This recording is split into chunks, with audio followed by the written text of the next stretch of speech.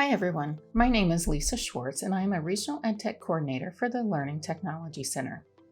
Today I want to talk about a helpful feature in Google Forms called response validation. This powerful tool allows you to control what kind of data you collect.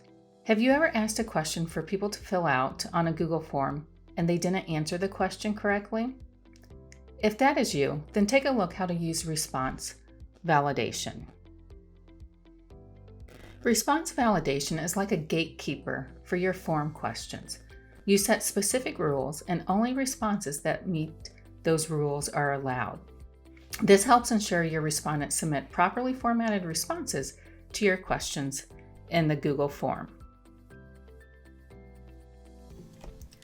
Let's say you had a question to ask on the Google form that you wanted the respondents to answer, but you only wanted them to select at most 2 people.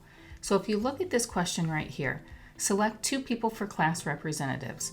So when I created the question, all I had to do then is come down here in the bottom right hand corner and select these 3 dots.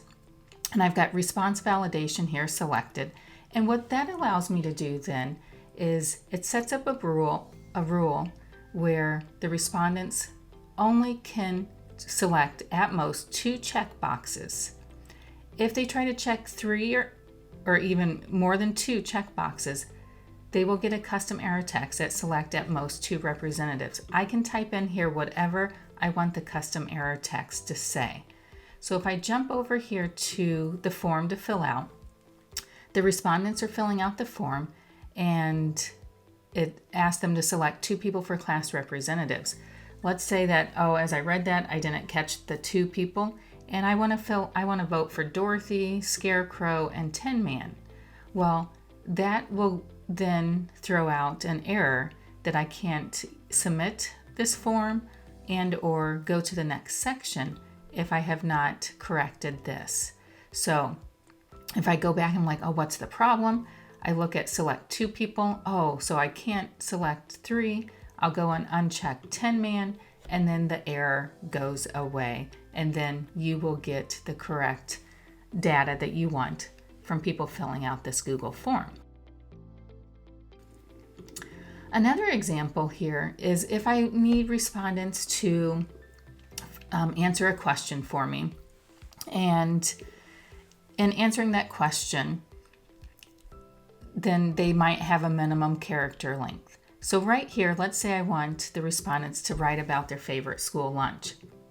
And again, when I'm creating this form, go down here to the bottom right-hand corner, go to response validation.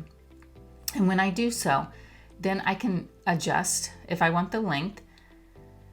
Then I can go over here to, I want a minimum character count, and I want 78 for my minimum character count. And then the custom error text here is I want the answer is too short. So then if I jump over to the Google form, and you can see what the respondents will see.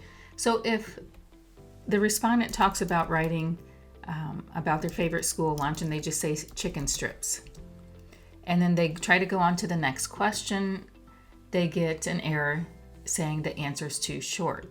So then what the respondent can do is go back and start typing more information, and then it still says answer is too short, but as they are typing here, do you see how that error goes away when they have met the minimum character length? Response validation is a valuable tool that can significantly enhance your Google Forms experience. By setting clear expectations and ensuring data quality, you can gather more accurate and relevant information, making your forms more effective and efficient. Thanks for watching, and check out more tech tips from the LTC and your ROE.